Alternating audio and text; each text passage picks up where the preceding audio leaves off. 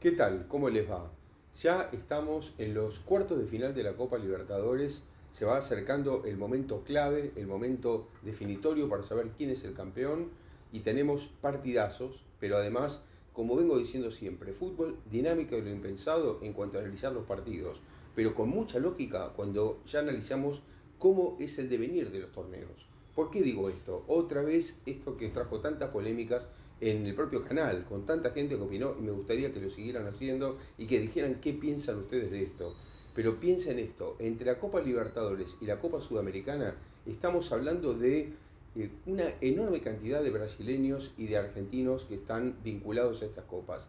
Ocho equipos brasileños entre los 16 mejores equipos de los dos torneos. Cuatro equipos argentinos, 12 entre Brasil y Argentina y otros cuatro que se reparten entre cuatro países distintos. Es claro, el dominio de Brasil, que es el mayor dominio, y después Argentina sigue siendo un dominio de muchos años en el fútbol sudamericano, marcado por el siglo XXI prácticamente así, y después hay equipos que tratan de pelearla, que tratan de llegar. Por ejemplo, Ecuador sigue metiendo siempre un equipo. La sorpresa de que esta vez Colombia también tiene un equipo en Copa Libertadores. Pero si ustedes se fijan, son raras las excepciones. Y acá sí vamos a hablar de algunos hechos distintos que ocurrieron en algunos partidos por lógica de cómo vienen esos clubes. Y vamos a empezar por cómo vienen las llaves en la Copa Libertadores. Lo primero que hay que decir es que viene un gran clásico, un clásico con mucha historia, un clásico que tiene una historia reciente porque Boca y Racing se eliminaron ya hace poco en Copa Libertadores, porque además hay una pica grande porque jugaron por la Supercopa Argentina también, porque Racing le ganó a Boca en esa Supercopa Argentina, que fueron a jugar al exterior, porque hubo una cantidad de partidos que tuvieron que definir en los últimos tiempos, porque Racing se fue entreverando entre Boca y River en los torneos locales, así que es un equipo que además dirigido por Fernando Gago, que ya tiene una continuidad, más allá de que perdió muchos jugadores. En este caso, Racing se clasificó de una manera bastante complicada porque penó mucho en el partido de ida, no lo planteó bien y además se encontró con muchos jugadores que le faltan. A Racing le faltan muchos jugadores que se fueron yendo porque fueron transferidos. Estamos hablando de Giancarlo Copetti primero, después se fue también Rojas, bueno, una cantidad de jugadores que se terminaron yendo. Entonces, con esto, bueno, Racing perdió mucha fuerza. Ahora viene un mercado de pases en el que trajo a Roger Martínez, en el que va a incorporar también otros jugadores más, como Juanfer Quintero o Almendra, son jugadores importantes para reforzar. Todavía no jugaron estos dos. Vamos a ver qué pasa en cuarto de final contra Boca. Está el morbo de Juanfer Quintero contra Boca, que le hace un gol a Boca en la final de Madrid hace 5 años, que no es el mismo. Todo indica que no es el mismo, que no tiene la misma continuidad, que no le fue bien en Colombia en esta última etapa, con Bolillo Gómez, que tuvo algún enfrentamiento, pero es un jugador de mucho talento. Claro, Racing tiene la experiencia de Cardona, que venía de Boca y que no resultó con Gago. Vamos a ver si sí resulta Quintero. Es otra clase de jugador, distinto, vamos a ver. Lo mismo está la pica de Almendra contra Boca. Almendra viene de Boca, viene a quedar libre después de un conflicto con Riquelme, un conflicto con la comisión directiva, viene de quedar libre y va a enfrentar a Boca en los cuartos de final. Y por el lado de Racing hay que decir también para terminar que Racing definió muy bien de local. Racing, el partido que tuvo en el cilindro, pensaban muchos, bueno, va a ser muy complicado levantar una diferencia de 2 goles, más allá del 4-2 porque ya no cuentan más los goles de visitante, pero había una diferencia de 2 goles que sufrió en el partido de ida en Colombia, tuvo que resolver en el cilindro, lo resolvió muy bien, lo ganó 3-0 con algunas muy buenas actuaciones, una la de Roger Martínez en su tercera etapa en Racing y después otra la del chico Ojeda, Alex Ojeda, que realmente jugó muy bien. Claro, hubo lesionados, uno fue el propio caso Ojeda, vamos a ver también qué pasa con el arquero, así que bueno, algunos lesionados que tuvo Racing que le puede condicionar, aunque tiene tiempo en algunos casos de recuperarse. Por el lado de Boca, yo creo que Boca llega jugando otra vez mal, lamento decirlo, pero Boca sigue jugando mal. Y atención, porque hubo una gran expectativa con el debut de Edinson Cavani en el partido frente a Nacional de Montevideo de la Bombonera, en el segundo partido, después de haber apostado Boca el 0-0 en Uruguay. Boca sacó el empate en Uruguay, pero después en la Bombonera, en el partido clave, no anduvo del todo bien. Sí que lo pudo haber ganado por más goles, pero falló en el momento clave, falló en las definiciones. El propio Cavani falló una situación muy clara de gol, pero lo que hay que decir, más allá de fallar goles, es que hay algunas cosas que vienen pasando en Boca que son una constante. La primera de ellas es que no es un equipo inteligente. Habíamos dicho que, por ejemplo, en Montevideo Fabra hizo una falta al borde del área para un tiro libre peligrosísimo a los 40 minutos del segundo tiempo, que no era absolutamente necesario. Y por otro lado estamos hablando de una cantidad enorme de delanteros. Boca trajo una pila de delanteros, ya tenía otros que ahora va a tener que prestar, como el Tanquecito Morales, por ejemplo, y resulta que trae a Cavani, que es otro delantero más, de mucha calidad, sin ninguna duda, y no hay nadie que lo asista, porque no tiene un número 10. Entonces, al no tener un jugador que asista, esos delanteros navegan en soledad a ver si cazan o si pescan alguna pelota para meterla adentro. Creo que no es lo que más corresponde. Boca tiene un gran jugador por el costado izquierdo, que es el Chico Barco, que realmente es una gran figura que en poco tiempo demostró que tiene una enorme calidad y que parece un veterano. Pero lo que no tiene es un 10, no tiene un asistente, no tiene un jugador que es el que haga jugar a todo el equipo. A Boca le falta eso, lo está notando y va a ser difícil para Boca el camino en la Copa Libertadores con esa situación. Pronóstico para Racing Boca cerrado, muy difícil, parejísimo, como fue en las últimas definiciones, pero creo yo que hay un factor muy importante en esto. Se ha decidido en las últimas horas que en los dos partidos no va a haber hinchas visitantes como ocurre en los torneos locales. Racing juega de local la segunda vez. O sea, se define y si hay penales en Racing con todo el público de Racing. Yo creo que eso le da una pequeña ventaja a Racing con el morbo de que Sergio Romero, un arquero tan identificado con Racing, va a atajar para Boca y si hay penales, Romero en el cilindro con Boca contra Racing. Mucho morbo, muchas situaciones rarísimas. Gago, identificado con Boca dirigiendo a Racing, en fin, vamos a ver qué pasa. Pronóstico cerrado. Segundo partido de esta misma llave, bueno, un partido raro, inesperado, nadie esperaba realmente que pasara esto, pero Palmeiras va a enfrentar a Deportivo Pereira de Colombia y no a Independiente del Valle de Ecuador. Era un partido que todo el mundo pensaba, esta serie la va a ganar Independiente del Valle por su historia, nosotros mismos tenemos un video sobre Independiente del Valle, pero bueno, esto cambió muchísimo. Independiente del Valle no pudo de local contra Pereira, después de haber perdido 1-0 en Colombia, empataron 1-1, y Deportivo Pereira hace historia. Deportivo Pereira viene al grupo de Boca, salió segundo del grupo de Boca, detrás de Boca justamente allí, y se encuentra en cuartos de final ahora frente al Palmeiras. Bueno, lo veo difícil para los colombianos, porque Palmeiras sigue demostrando músculo, sigue demostrando que es uno de los equipos más fuertes de Sudamérica, sino el más fuerte de todos, en una enorme continuidad del portugués Abel Ferreira en el banco, con algunas figuras claves que sigue teniendo, más allá de todo lo que vendió a la Premier League, pero sigue teniendo figuras claves.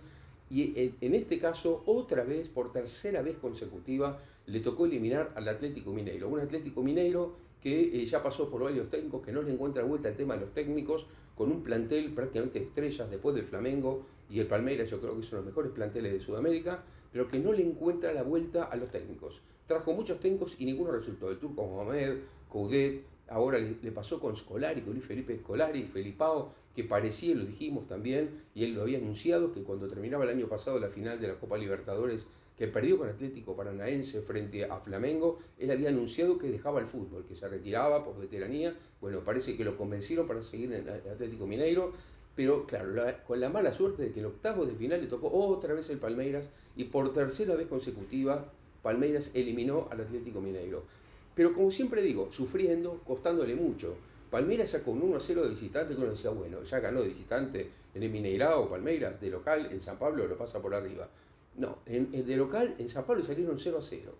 O sea que al Palmeiras le costó bastante más de lo que parece, sufriendo, pero pasó otra vez y se encuentra en cuartos de final y es para mí el principal candidato lejos a pasar a semifinales. Es decir, es muy probable que tengamos una semifinal Brasil-Argentina con Racing o Boca, que están parejísimos, y Palmeiras del otro lado. Así que gran semifinal podemos tener en esa llave. Vamos a ir ahora a la otra llave. Del otro lado, otra de las sorpresas, porque River, que ha tenido siempre buenos planteles en los últimos tiempos, cambió de técnico, como muchos de ustedes saben. Martín de Micheli reemplazó a Marcelo Gallardo, ganó holgadamente el torneo local, pero eso no significa muchas veces que en los torneos internacionales haya que seguir de la misma manera, porque depende de qué rival te toque, las circunstancias, una cantidad de situaciones. Bueno, River le había ganado ajustadamente al Inter de local, con la aparición de Pablo Solari en el segundo tiempo. Inexplicablemente para mí, Solari no es titular en ese equipo. Yo creo que Solari está para ser titular. Había explotado muy bien River, esa banda izquierda floja que tenía el Inter en Buenos Aires, pero fue a Porto Alegre, aguantó el primer tiempo y yo creo que ahí le está pasando mucho a los equipos argentinos que los campos grandes de Brasil no aguantan mucho físicamente el segundo tiempo. Creo que De Micheli comete un error que cometió durante toda la Copa Libertadores en condición de visitante, que fue colocar a Enzo Pérez y en algunos momentos a Nacho Fernández junto a Enzo Pérez, los dos en el mismo equipo, en el 11 que está jugando. ¿Por qué digo esto? Porque son dos jugadores veteranos, dos jugadores muy buenos técnicamente, nadie lo va a discutir, y que han hecho una gran historia en River, pero que hoy por hoy son muy veteranos para recorrer ese terreno, y a mí me parece que River ahí tuvo un error grande, quizá en un partido más para alguien como Matías Craneviter, con menos rodaje después de una larga lesión, pero Craneviter es un jugador físicamente más tanque, más fuerte, más resistente. Me parece que ese fue el error de River, y además los equipos brasileños de local se fortalecen mucho, y en este caso el Inter le estaba ganando 2-0. Después el Inter con muy floja defensa, que es lo que mostró también en el Monumental, se quedó, y después la entrada de Rojas, que entró por Casco, que para mí hizo bien, porque realmente Ener Valencia le estaba pegando un baile tremendo a Casco, entró Rojas, y que por más que Rojas es para mí más central, y Rojas termina sobre la hora empatando la serie, porque ganó 2-1 el Inter, pero terminó igual que en Buenos Aires, fueron a penales, y ahí yo creo que le caen mucho a Armani, después se vio mucho en las redes sociales, se le cayó mucho a Armani y se le cayó mucho a River y a De Michelis, el técnico, con este asunto de la derrota muy pronta para River. Realmente a River lo mete en una situación muy complicada en lo que va del 2023, porque a River ahora le quedan 4 meses con una Copa de la Liga que tiene poco sabor, después de haber ganado la Liga Argentina, y si no tiene una ansiedad por ganar algo, la Copa Libertadores ya está afuera, la Copa Argentina está afuera, lo único que le queda es la Copa de la Liga con un plantel larguísimo, con demasiados jugadores, por eso River empezó a vender, ya se fue Lucas Beltrán a la Fiorentina, en cualquier momento se va Nicolás de la Cruz. Es que yo creo que River necesita vender para acortar un poco ese plantel, porque para jugar solo el torneo local suena demasiado. Bueno, el Inter pasó entonces, como dijimos, y el Inter como regalo se encuentra ante una situación inesperada otra vez, porque el Bolívar de Bolivia eliminó al Atlético Paranaense. Otro resultado raro de estos octavos de final de Copa Libertadores. Un Bolívar que para mí la gran ventaja la sacó de local, supo sacar una ventaja que debió ser mayor, lo dijimos en el canal, el 3-1 pareció corto, porque Bolívar fue mucho más que el Atlético Paranaense, jugando muy bien en La Paz, aprovechando muy bien esa situación. Y después en Brasil el Atlético Paranaense pudo sacar la misma distancia, no pudo agrandar la distancia, terminó 2-0, fueron a penales y ahí el Bolívar ganó por penales. Así que el Inter se encuentra, a mi parecer, con el regalo extra, ¿no?, de que además de pasar a River por penales, en el otro partido también por penales el Bolívar en Brasil eliminó ahí su historia al Atlético Paranaense, que fue finalista de la Copa Libertadores pasada. O sea que ahora tenemos un Inter-Bolívar, un Bolívar-Inter, que yo creo que son favoritos claramente los gaullos, ¿no?, los brasileños, en este partido de cuartos de final. Y cerramos con el último, la última serie, por decirlo así, con un resultado más o menos lógico, que fue, aunque muy trabajado y muy angustioso, porque se definió sobre el final, el partido entre Fluminense y Argentinos Juniors. Ustedes se acuerdan la ida tan accidentada, con aquella falta a Luciano Sánchez de Marcelo, que lo deja afuera 2 partidos más. Bueno, realmente fue muy duro. Inclusive el empate Fluminense en Buenos Aires contra Argentinos a cargo de Samuel Xavier, fue faltando apenas unos segundos para terminar el partido. Bueno, acá en el Maracaná lo mismo. Fluminense no le podía ganar a un buen Argentinos, otra vez un buen partido de Federico Redondo, jugador para observar, y sobre el final otro golazo tremendo de Samuel Xavier, que abrió el marcador, que terminó 2-0 para Fluminense, para mí uno de los candidatos a ganar la Copa Libertadores, porque además les recuerdo, esta Copa Libertadores el 4 de noviembre se define en el Maracaná, o sea que el Fluminense, si llega a la final, sería local en esta final de Copa Libertadores, así que Fluminense, que nunca ganó esta Copa, va camino a una final como local, y Fluminense en este caso va a jugar frente a Olimpia. Y atención con esto que voy a decir, porque Olimpia viene a eliminar al rival del Fluminense, al gran rival que es Flamengo, el actual campeón de la Copa Libertadores, el vigente campeón, que ya no podrá repetir este año esa Copa, no la podrá ganar porque queda eliminado muy pronto. Un Flamengo, y acá abro paréntesis para hablar de Jorge Sampaoli. Qué tremendo lo que está pasando. Se encontraron 2 conflictos. El conflicto de Jorge Sampaoli, que viene de un problema en Sevilla, que viene a tener problemas en varios equipos en los que estuvo, y el conflicto del Flamengo, que es un equipo con repleto de estrellas, se puede decir, de toda Sudamérica, un equipo que siempre es candidato a ganar los torneos internacionales por la cantidad de jugadores que tiene, por la riqueza económica que tiene, que le permite estos fichajes. pero el Flamengo viene de perder casi todo en 2023, un año negro hasta ahora, un año durísimo para el Flamengo porque viene de perderlo todo. Lo perdió con el portugués Víctor Ferreira, que apostaban a que fuera un Abel Ferreira, Víctor Pereira, perdón, apostaban a que fuera un Abel Ferreira, no le salió bien al Flamengo, fue eliminado, ustedes recordarán, en el Mundial de Clubes de Marruecos en semifinales, frente al Al Hilal de Ramón Díaz, es decir, no llegó a la final del Mundial de Clubes, después fue eliminado en la Copa de Brasil por el Palmeiras, es decir, perdió una cantidad de copas en este tiempo y ahora la cereza del postre negativa, digamos, quedar afuera de la Copa Libertadores en octavos de final ante el Olimpia de Paraguay, que es un equipo con 3 copas ganadas ya en la historia, un equipo fuerte históricamente, pero que no parecía este año que pudiera darle tanta fuerza, hacerle tanta fuerza al Flamengo. Bueno, Flamengo había ganado nada más que 1-0 en el partido de ida, un partido en el que tal vez mereció ganar por más, pero no pudo invocar más goles. Y después, en la vuelta, enseguida marca un gol a través de Bruno Enrique, y uno pensaba, bueno, ganó la ida, va ganando 1-0 en Asunción, seguramente va a mantener ese resultado, o le servirá para que le empaten y nada más. Y no, Olimpia le metió 3 goles y lo dejó afuera en un partido de octavo de final. Así que tremendo lo de Flamengo. Y vamos a ver ahora qué pasa en el Olimpia Fluminense. ¿Por qué digo esto? Claramente el favorito de Fluminense en lo futbolístico. Pero atención, esto se define en Paraguay. Y Olimpia ya lo demostró en octavos de final ante Flamengo, que en Asunción es muy fuerte. O sea que atención, porque esto puede ser duro para Fluminense. Vamos a ver qué pasa en Paraguay. En Brasil, lógicamente, el Fluminense siempre saca ventaja, pero vamos a ver qué pasa en esta serie, porque podremos encontrarnos con otra sorpresa. Pero más allá de eso, ustedes fíjense que cuando hablamos de lógica, los equipos brasileños en 3 de las 4 llaves están.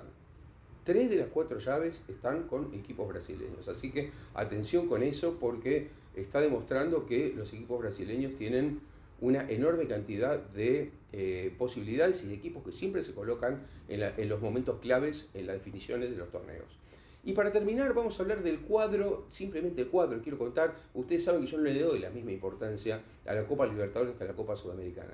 La Copa Libertadores es la Copa de los campeones, la Copa de los que salen arriba de la tabla de todos los torneos sudamericanos. La Copa Sudamericana es una copa de relleno, a mi parecer, si quieren muy bien, para el que la gana, está muy bien, pero no se puede equiparar a la Copa Libertadores. Yo creo que no se puede equiparar. Más allá de eso, es muy interesante el cuadro cómo quedó. Fíjense que, por ejemplo, tenemos un Corinthians Estudiantes de La Plata, es decir, brasileños contra argentinos, Estudiantes otra vez arriba, entreverado en algún torneo internacional, como siempre ocurre, un equipo Estudiantes que se la rebusca siempre para estar ahí, así que muy interesante. Otro partido muy interesante es Botafogo, Defensa y Justicia. Atención, Defensa y Justicia que ya ganó este torneo en el pasado con Hernán Crespo como entrenador frente al líder del torneo de Brasil, el Botafogo. El líder de Brasil era un muy buen equipo en este momento, es el Botafogo. Y después tenemos otros 2 partidos, un partido entre brasileños, el América de Río de Janeiro, que va a enfrentar al Fortaleza, atención con el Fortaleza de Juan Pablo Voivoda, el técnico argentino, que está haciendo una gran campaña, logró colocar al Fortaleza en lo más alto, no solamente en los torneos brasileños, sino en los torneos internacionales, así que tenemos ese partido también. Y para terminar tenemos otro partido entre 2 equipos que han ganado muchos torneos, o ya conocen lo que es ganar copas internacionales, como es el partido entre Liga de Quito, campeón de la Copa Libertadores en el Maracaná, fíjense ustedes, en 2008, hace 15 años, frente al San Pablo, que atención con el San Pablo. El San Pablo no está del todo bien en el Brasileirao, no viene ganando títulos locales, pero el San Pablo tiene un plantel muy rico, y además de tener un plantel muy rico, se le van a sumar jugadores como James Rodríguez por un lado y Lucas Moura, que viene de jugar en el Tottenham. Mira lo que es el fútbol de Brasil. Lucas Moura se suma al San Pablo para jugar la Copa Sudamericana en las fases finales. Así que, otra vez, reitero lo que dije al principio. 8 equipos brasileños entre los 16 de los 2 torneos. Es muchísimo, una enorme cantidad. 4 equipos argentinos y el resto a repartir. Entonces, yo creo que hay una cierta lógica en lo general, más allá de que después en cada uno de los partidos, como dijimos, puede haber sorpresas porque el fútbol, dinámica de lo impensado. Espero que les haya gustado este video. Les pido como siempre que pongan me gusta acá abajo, que lo compartan y no olviden de suscribirse. Hasta la próxima.